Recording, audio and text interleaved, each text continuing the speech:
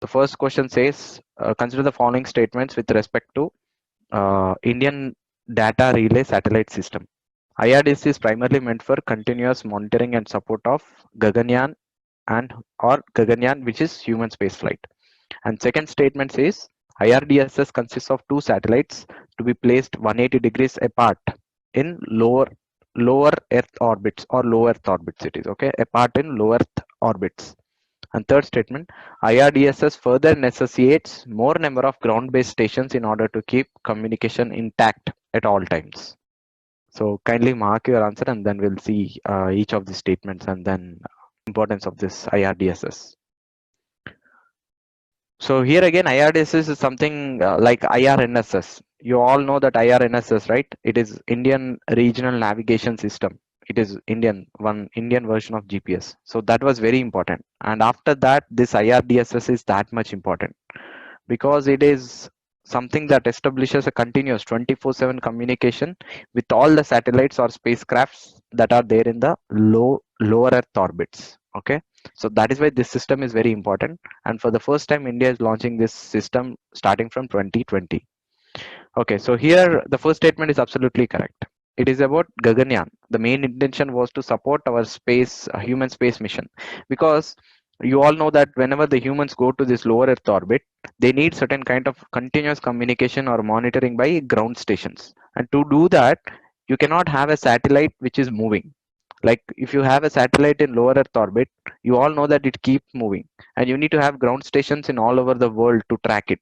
So instead of doing that, there will be another satellite system, entire system, which covers certain areas and then aggregates the data and then sends it back to the Earth. So that way you will have real time and that to 24/7 support or monitoring on the human space flight mission, because that is very important, because there are humans.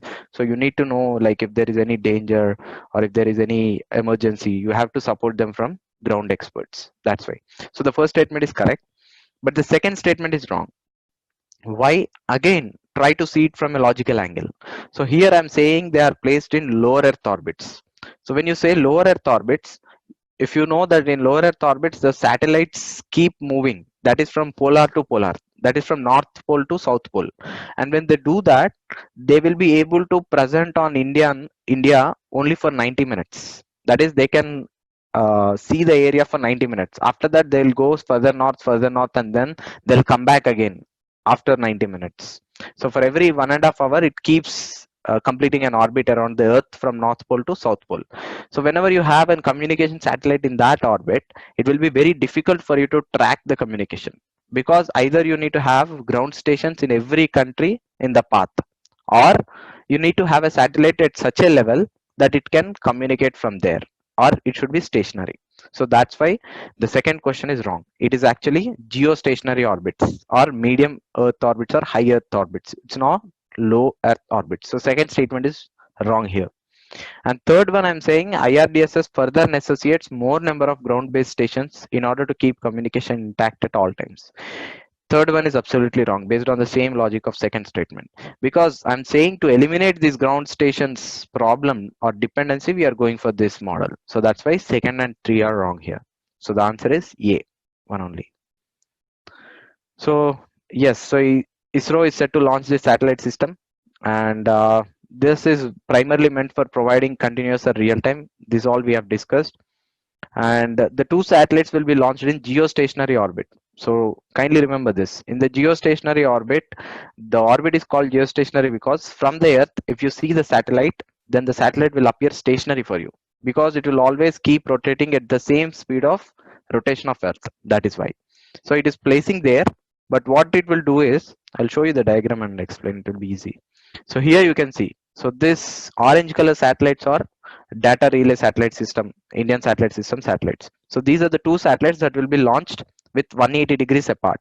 And then you have several satellites in low Earth orbits, that is up to 2000 kilometers. And this geostationary orbit is about 36,000 kilometers. So now for any of these satellites, you can see here wrong symbol.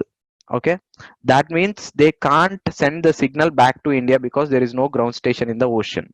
So what happens to this? They can't send the information until unless they again come back to the area under which India is present or ground station is present.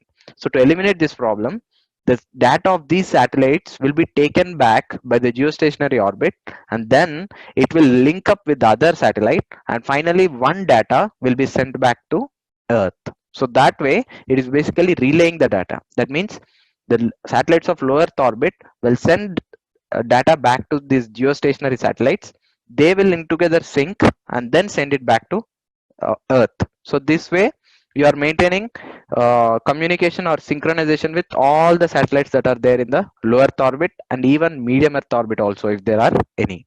So this way you will support even human space flight mission. So this is the mode of operation. And then yeah, these are some of the examples. Like for example, if you see here, right now, as I said, for the limitation right now is you can't have direct communication with ground station which is in lower Earth orbit for 90 minutes, because every 90 minutes it changes. And second thing, the line of sight, which is only for 45 minutes. And if you know, there is a satellite called HISIS, that is hyperspectral imaging satellites, which provides these images in multiple spectrum. So the data, the storage is very high.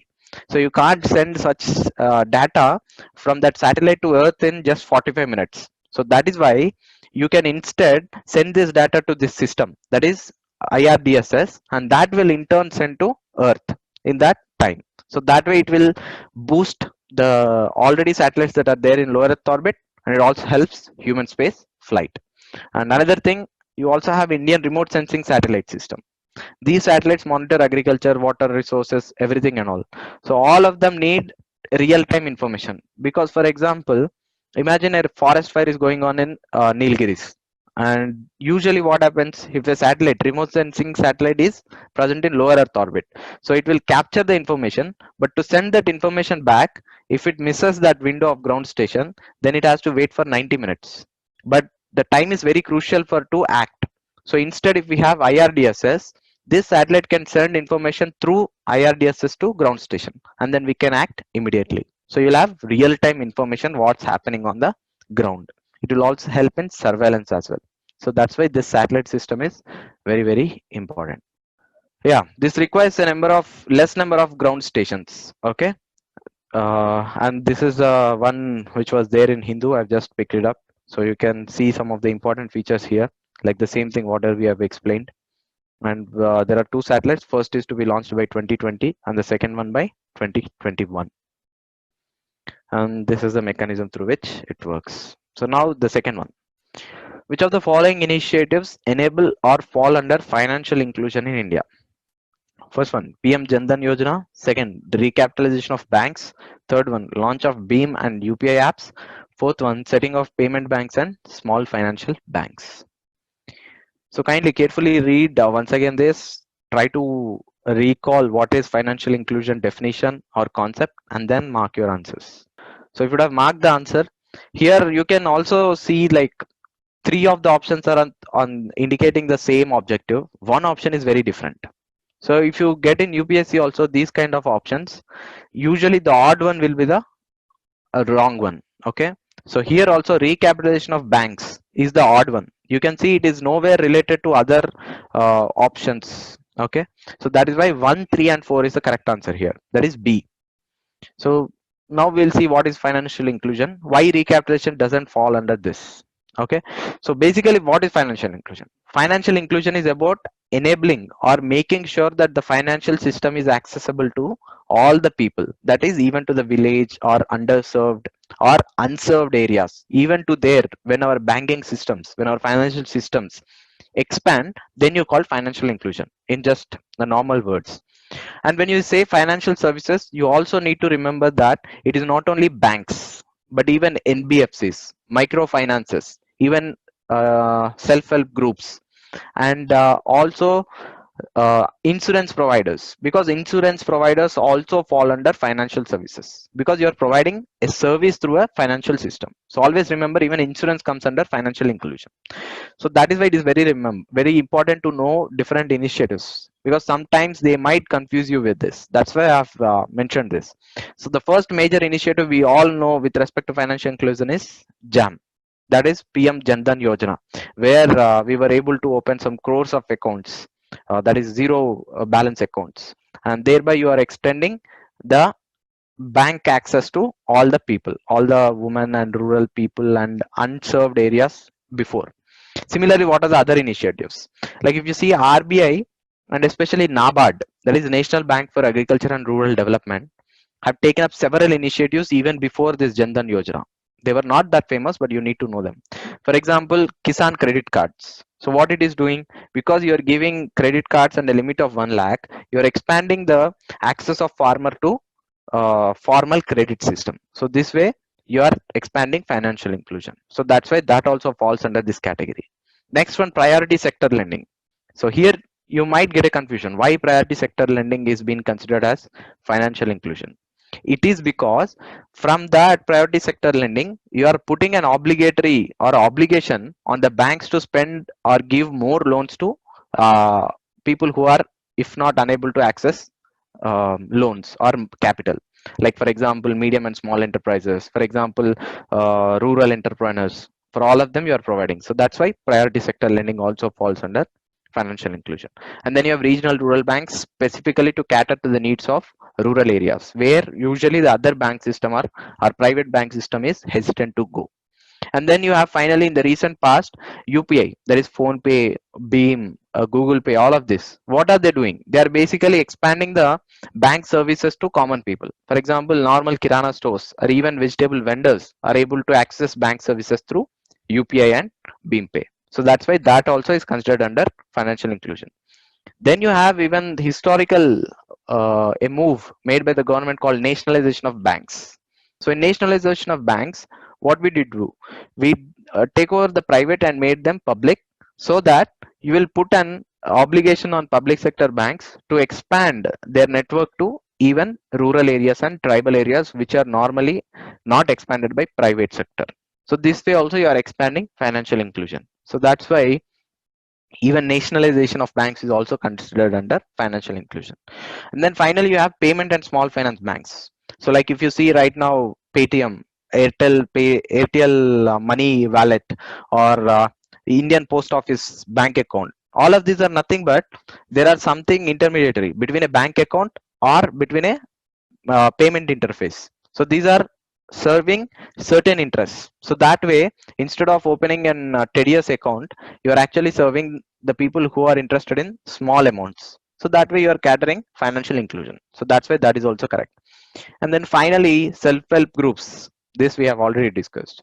And then PM Jeevan Jyoti scheme, this insurance scheme where you pay 12 rupees per year or 362 rupees. That is Suraksha Yojana, where you will get accidental insurance.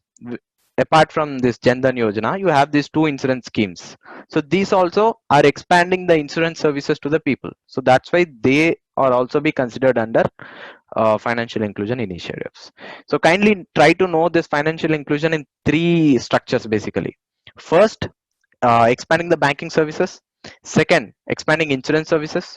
Third one, customer grievance redressal mechanism. Even if they have developing this, all of the three contribute to the financial inclusion. So if there is option of RBI ombudsman scheme in that financial inclusion initiatives here, even that would be correct, because by RBI ombudsman scheme you're basically making banking more accessible to the people. So that also falls under financial inclusion.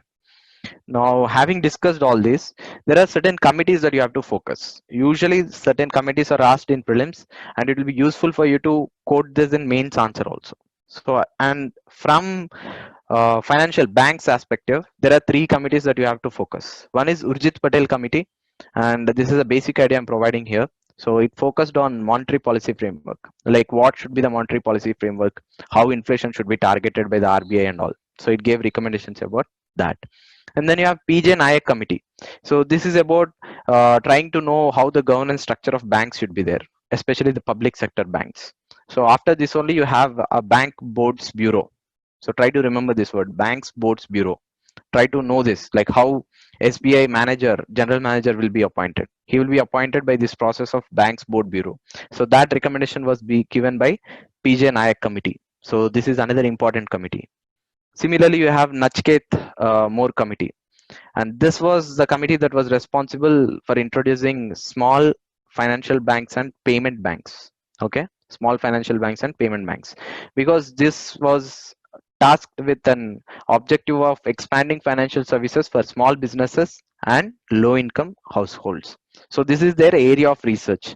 So as far as the main objective is concerned, I have provided it, but kindly after this class go back, try to see at least one or two three lines about these committees, like what are their recommendations, whether they are followed, are they responsible for anything big in financial sector, because these committees are very very important. Okay, so that is about second one. Now the third statement: consider the following statement with respect to Chicago Convention, that is Convention on International Civil Aviation. The first statement: the International Civil Aviation Organization is a UN specialized agency charged with administering Chicago Convention provisions. Okay. Second one: Chicago Convention provides that states should refrain from exercising the use of weapons against civilian aircraft. Third one: black boxes of an aircraft records both data from flight data recorder and cockpit voice recorder. All of the above statements are correct. So kindly once again read the question once again carefully and then mark your answer, and then we'll see the right solution for this. So just to give you perspective, the context was, you all know, like there was a Qasem Soleimani killing. This we have discussed in the previous class also, right? So after that, what happened? In hurry or because of a human mistake, Iranians have launched a missile against an Ukrainian aircraft, and the aircraft was crashed, and there were a number of people died. At that time, it was so much in news. And to connect to that, this event is very important because International Civil Aviation Organization and Chicago Convention has certain rules, like when these kind of accidents happen, like who should investigate, or whether missiles can be used against civilian aircraft or not, what are the procedures, and what this organization does. This all were discussed heavily in the news. So that's why this might be an important topic from prelims, because usually UPSC tries to pick up these aspects and checks your understanding about international institutions. So the first statement is correct. The International Civil Aviation Organization is an UN agency. This is something you have to remember, because usually we think UN agency starts with UNESCO or something starts with UN, but there are certain organizations which are not in the limelight, but you have to know them. This is especially with respect to International Civil Aviation Organization, and it is responsible also for administering Chicago Convention. So Chicago Convention talks about the international civil aviation. And second thing, second statement is also correct. This obviously makes sense if you read that, because it says that no state can use weapons against civilian aircraft, or it is saying it should restrain from using it. So this makes sense. So second one is also correct. And third one, black boxes on an aircraft, is also correct because it records both the voice of pilots in the cockpit and also the flight recording, like when the flight has gained altitude or suddenly dropped an altitude, what is the pressure, all of the technical things will be recorded under flight data recorder, and cockpit voice conversations will be recorded under cockpit voice recorder. This both will be kept in black box. And the specialty of black box is it is a solid state device, like it is resistant to very very high temperatures and even crashing.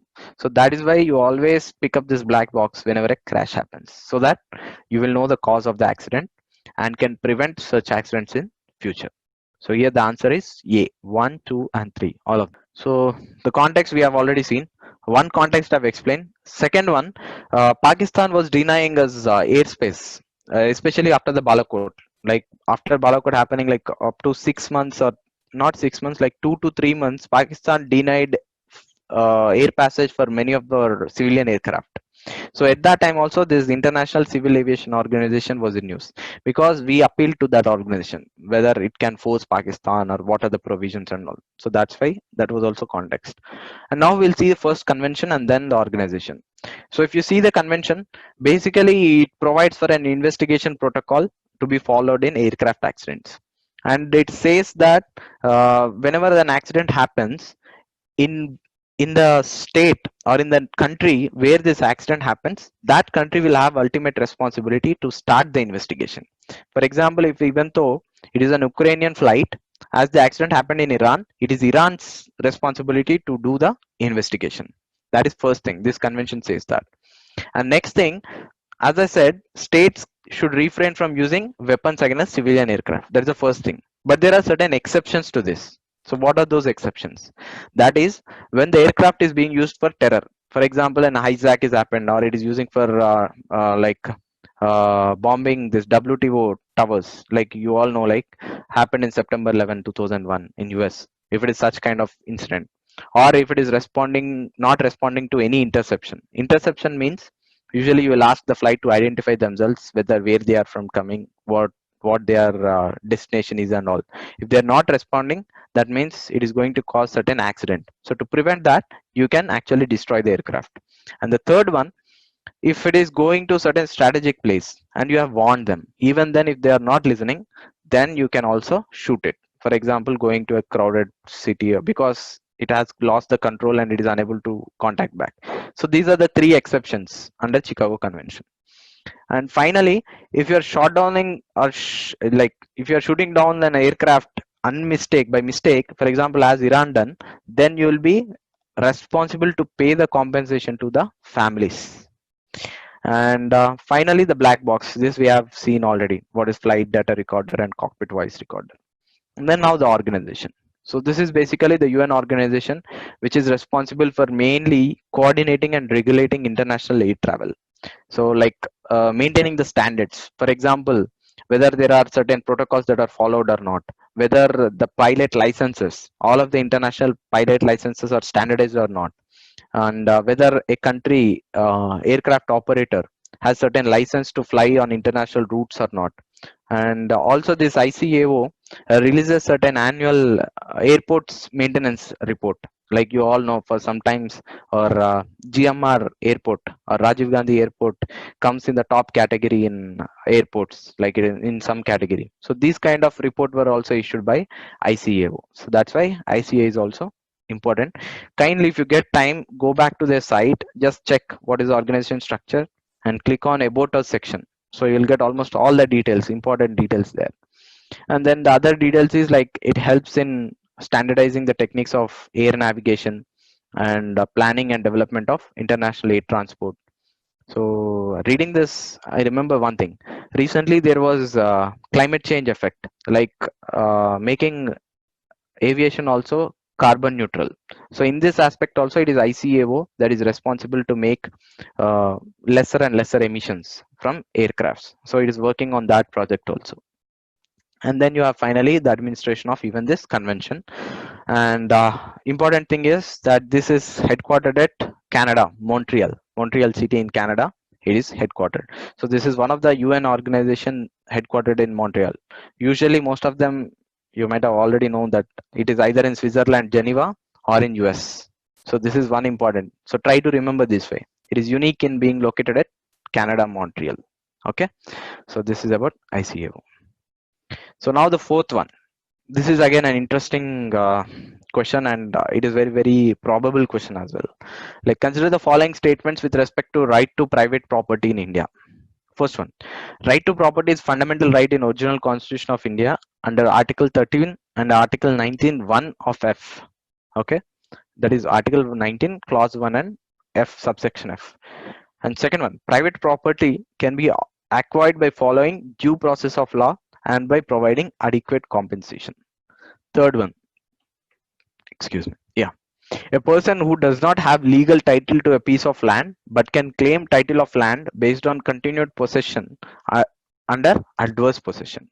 Okay, or is called adverse possession. So here, this was the context why this question was in news is because there was a famous case related to private property, and Supreme Court said, I'll explain that, because if I disclose that, then answer will be very easy. So here I have basically kept all the three statements correct, and you might be surprised whether to believe that right to property is actually a fundamental right. It was provided in the original constitution, but later on we made an amendment, that is 44th amendment, and because of that amendment we removed the right to property from fundamental rights and moved it to the other section. So that's why right now it is not fundamental right, but earlier it used to be a fundamental right under normal fundamental rights. So there were famous cases where that went on to Supreme Court, and then Supreme Court struck down many parliament laws because it is fundamental right. And then finally government, to avoid that case, the such kind of scenarios, it made an amendment. So the first statement is correct. Second statement, because it is not fundamental right anymore, so you can acquire. You all know, like right now also, if government wants to build a bridge or a road highway, what it does, it acquires the land from farmers and then gives them compensation by following due process, that is process established by law. And then finally, you all know, this is an adverse possession. This is very important. You might have seen many cases in newspapers, like tenants or who stay for rent. If they stay for more than 7 or 8 years, I guess seven, I'm not sure about the number, but if you stay more than 8 years and if you're paying taxes, then you can legally claim that house as yours. That's why many owners will ask you to vacate for every 3 or 4 years. So that is adverse possession. So that is there. That is a legal right. So that is why all the three statements are correct here. So I've intentionally kept everything right so that you will be able to remember it better. Not C. So kindly mark your answer as A. It is not C. Okay. Okay. So here, as I said, the context is about an illiterate widow who went to Supreme Court that her land was acquired by Himachal Pradesh government by not following this possession. And at that time, that Himachal Pradesh state said this lady is actually claiming this land under adverse possession, and it is not tenable because she didn't stay for that long.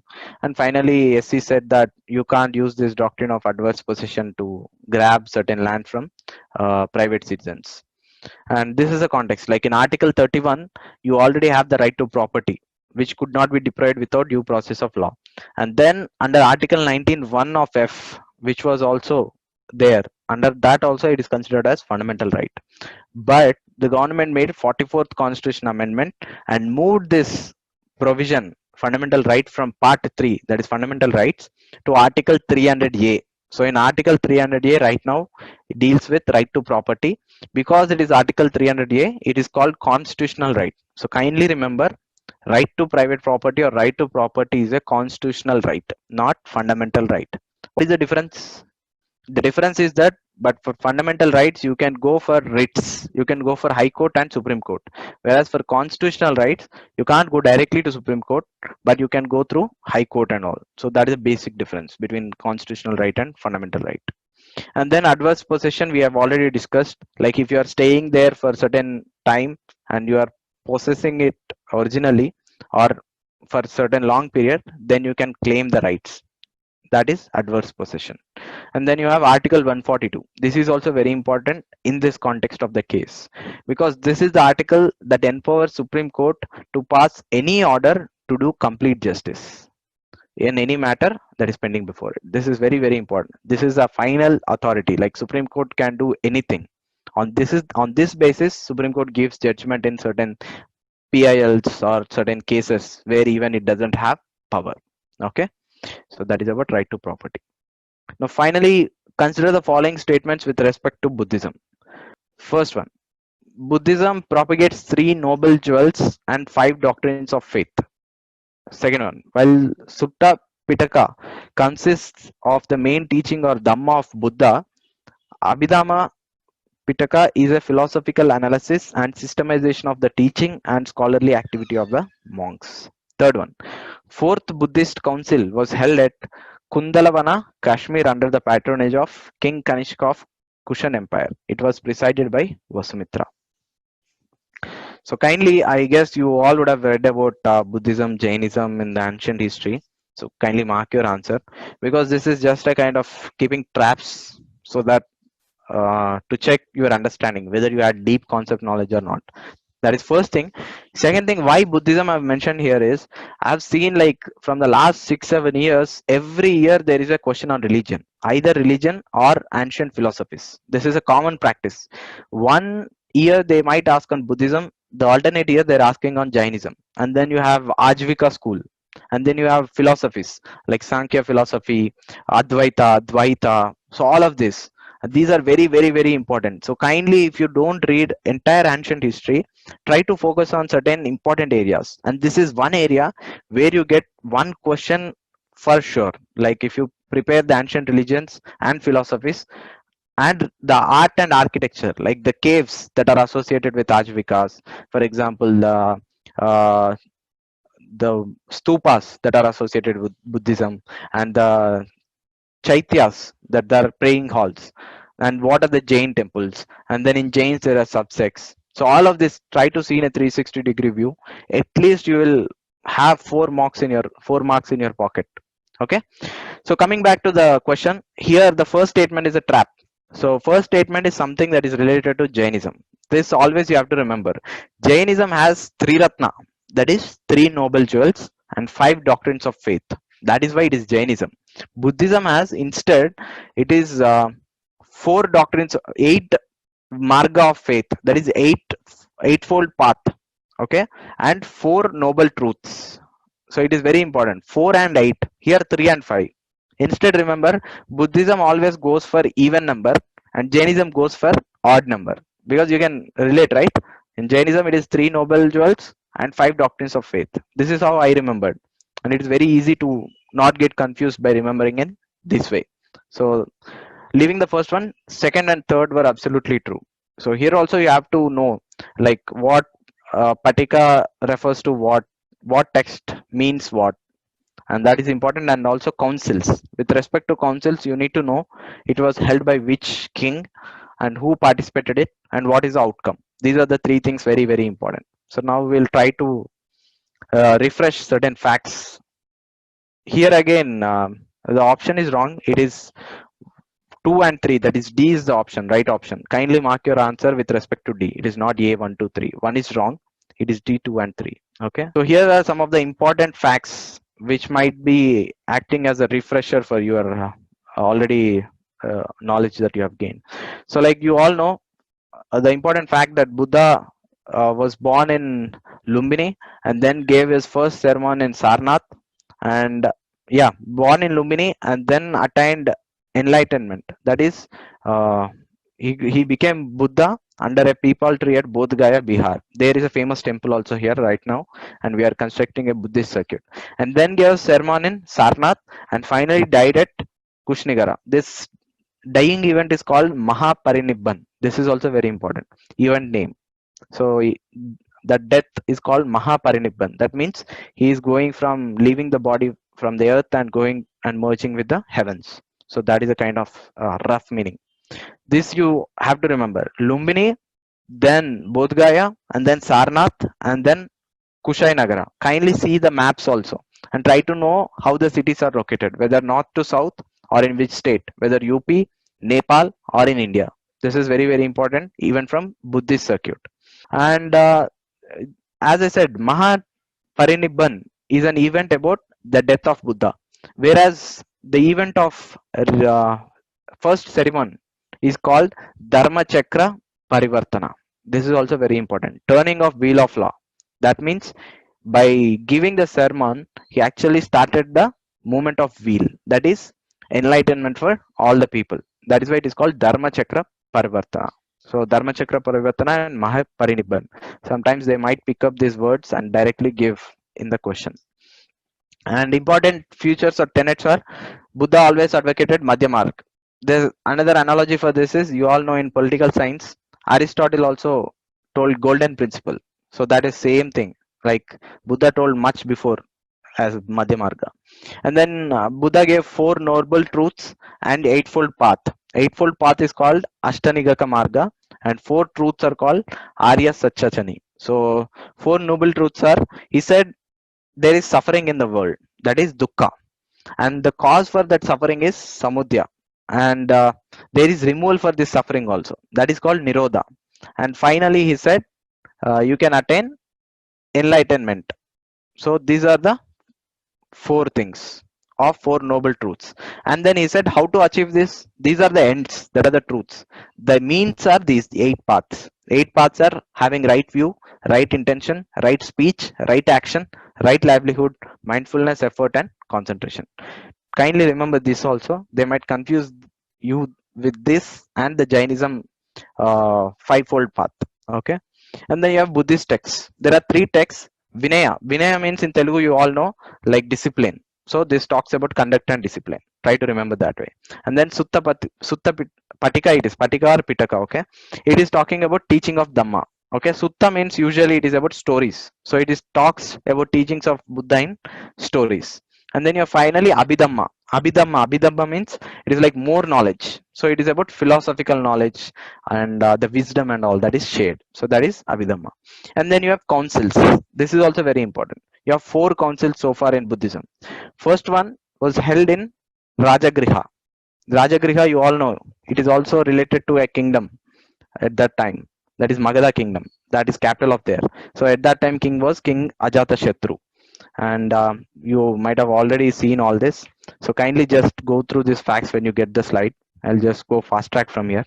Like second council was held at Vaishali, and King Kalasoka was important here. And then third council was Pataliputra, that is Patna right now, and it was held under Ashoka. And the final council was held under the king Kanishka, somewhere near in the Kashmir, and Vasumitra was here. And it is here where the Buddhism was divided into Mahayana and Hinayan, 2 sects. So kindly remember the first, fourth, and the Ashoka one. That is third council. These are very, very important. Second is not that much important, but first, third, and fourth are very important. And then finally, you have schools. Mahayana means, you all know, Maha means great. It is great vehicle where they believe in idol worship and bodhisattvas. Bodhisattvas are like intermediaries where they can help other people to get salvation by delaying their salvation. That is bodhisattva. And then you have Hinayan. Another thing, Mahayana is majorly practiced in China, Korea, Tibet, and Japan. Whereas Hinayana is lesser vehicle. That is, they don't abandon Buddhism. They will try to get direct connection with the Lord. They'll not do this idol practice and all. So that is Hinayana. That is through self-discipline and meditation. And then you have Theravada. Theravada always you have to remember with Sri Lanka, because Sri Lanka has practices with Theravada. Sri Lanka and Thailand and Myanmar. So these countries in South Asia basically. And in this Theravada, what they do is they try to remain as close as possible to original teachings of Buddha. So they don't accept any other interpretations apart from the text of Buddha. And then you have Vajranya.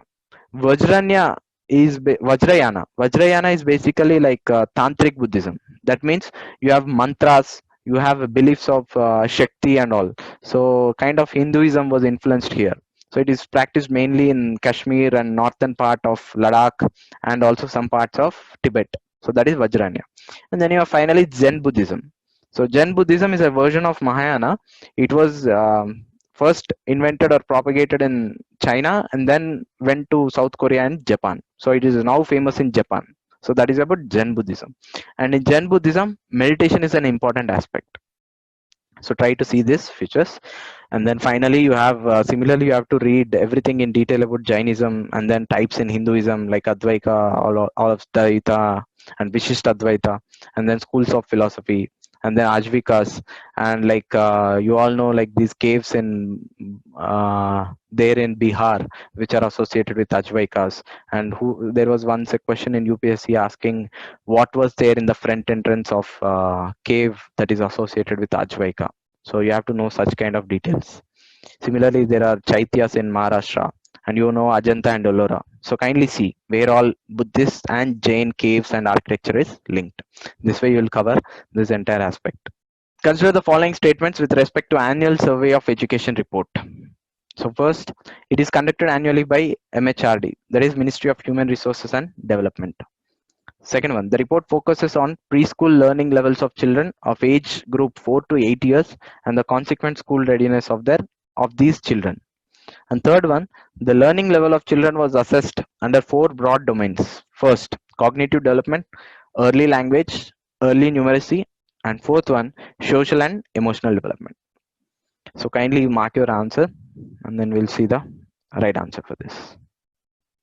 So here again, this report is very, very famous nowadays from the last 3 years, because this is one report constantly making news where they are saying like class 8th student was unable to read class 5th text, whereas class 5th students are unable to even read a class 3rd textbook or do a mathematical calculation. If you are remembering these news, that is because of this annual survey of education report. So that's why this report is very, very important. And any kind of reports that either portrays India in a worst light or in a best light are always important. remember this way. So this is also very important. So first statement is wrong here. It is not conducted by Ministry of Human Resource Development. It is conducted by a private agency called Pratham. Pratham is an NGO. Okay. There is another report that is conducted by Ministry of Human Resource and Development. We'll see that. So the first statement is wrong here, and second and third statement are correct. So the answer is B here. That is 2 and 3. And kindly remember these 4 components because these are very important. On these basis, they will give the score. That is, or they will assess the learning skills of the people, children basically. That is cognitive development, early language, early numeracy, social and emotional development. Early language about textbook reading, numeracy you can remember with maths doing skills, cognitive development is about having basic skills, and then social and emotional development. Okay, so now we'll see the answer is B 2 and 3. We'll see this in detail. As I said, it is released by Pratham, an NGO that is working in education sector. So this 2019 report is very important. So because it is focused, the theme of the report is early years. That means it is focusing on preschool or preschooling. That means even before you go to school, you do certain kind of play school or learn certain basic things. And it's saying these things are very important to have high quality in early schooling. So that's why the theme is early years. That is emphasis on development, problem solving faculties and building memory of children and not content knowledge. This is a theme. And it said that age group of 4 to 8 years in 26 districts across 24 states with about 70% population, the survey was conducted. And as I said, it is about age group of 4 to 8 years, and these are the 4 areas. And in each area you can see the what is they are checking. Like in cognitive development, they are asking whether they can do simple problem solving tasks. In early language, they are checking whether they have language skills like reading the text or not. And early numeracy, they are trying to see sense of numbers and quantity, like they give certain weights and they'll try to ask them to convert and all. And then you have social and emotional development, whether they are able to identify the verbal and non-verbal emotions or not, that thing. And then finally, this preschooling level depends on number of factors like home background, mother's education level, preschool, and age of child entering the class 1. On these factors, basically the outcomes are varying. So they identified these are the important factors and government has to work on these 4. Now, having discussed this report, apart from this, government started another survey called National Achievement Survey. So this is a government survey or government report by Ministry of Human Resource Development. So kindly see this survey and see what are the components and what is the outcome. Basically, government is trying to counter these kind of private reports by getting its own version. So that is National Achievement Survey. And then you have certain educational programs like Samagra Shiksha Abhiyan, RUSA scheme. So kindly go to that website and see all the schemes. Just have a glance. So like whenever you have these kind of tasks and when you do it for 10 minutes, even if you don't make notes, if you visit 2-3 times, then you'll automatically remember all the schemes. Okay, that is the best way to learn. So this is a kind of report that was published in Hindu. Like you can see the sorting and cognitive tasks that was performed. Like only 77.5 were performing preschool and then private kindergarten. You can once again see the slide leisurely when you get this presentation.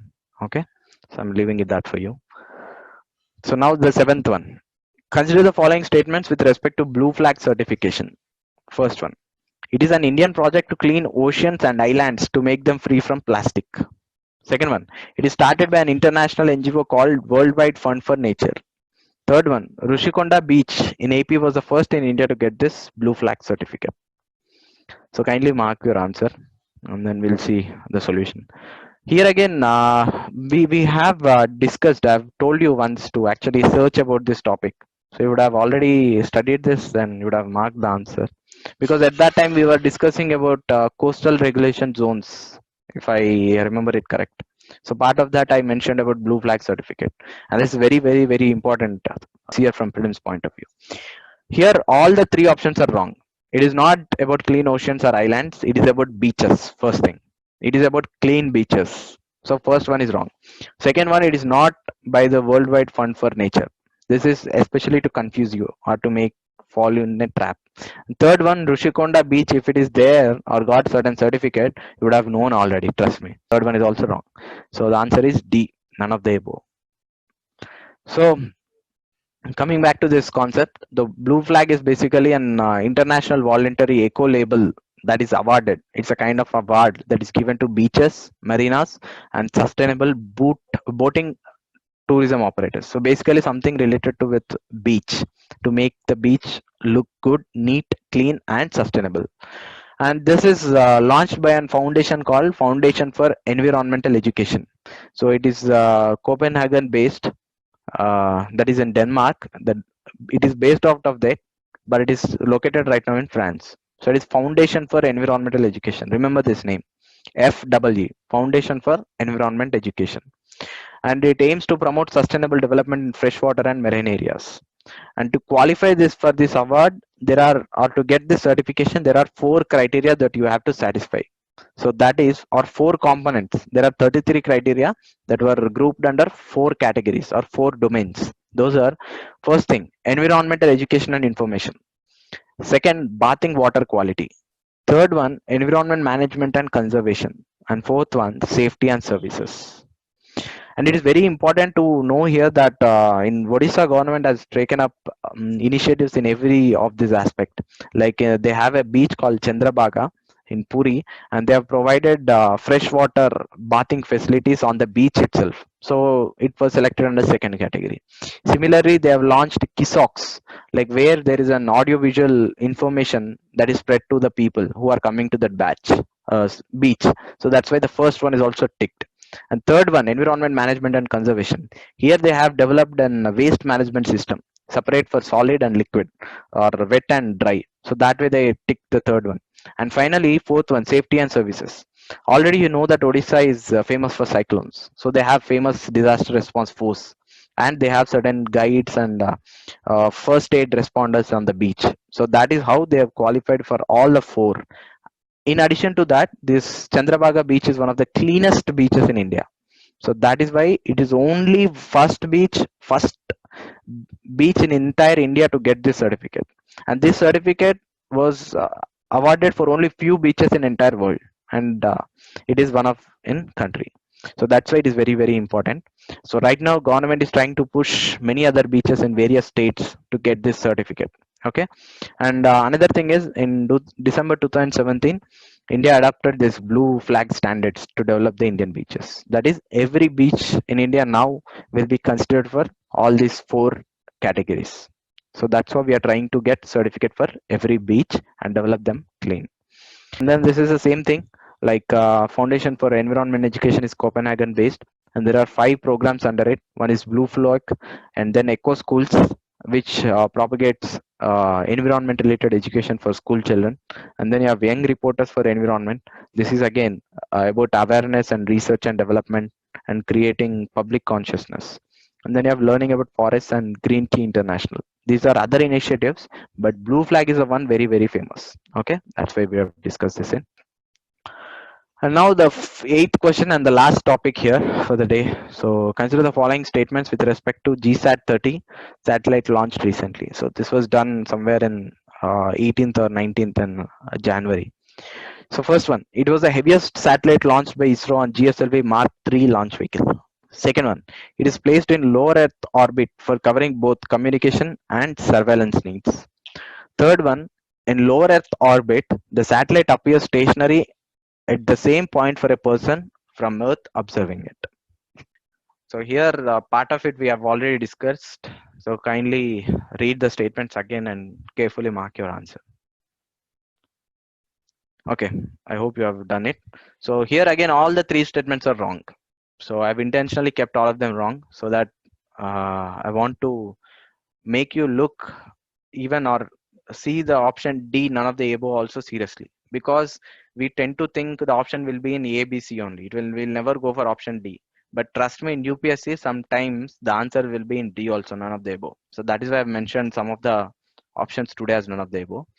And coming back to the topic, it is this GSAT-30. Now you might be thinking whether we need to remember every launch like GSAT-30, 29, 24, how many we can remember and all. Okay, so now my advice would be remember the ones which are launched by foreign satellite launch vehicles, not the ISRO ones, because those are very important. Because we are unable to launch or we don't have that good capacity, we are giving it to other agency. And that is one way of remembering. Second thing, if there is any unique thing about that satellite, then you have to remember. For example, HISIS was there. It is about spectral imaging capability. And then similarly, there was RESAT in the last class we have discussed. It is about defense needs and is a new technology that came up. So if there are certain new things or unique things, then remember them. And second thing, whenever a satellite is launched from other launch vehicles, then also you have to remember them. So this falls under that second category. So it is basically launched from French Guiana, okay, that is European Space Agency. And also try to see where is French Guiana, what are the bordering countries. That is also important, because sometimes they might ask this, where is European Space Agency launch center, because it is there in South America, even though European Space Agency is somewhere related to Europe.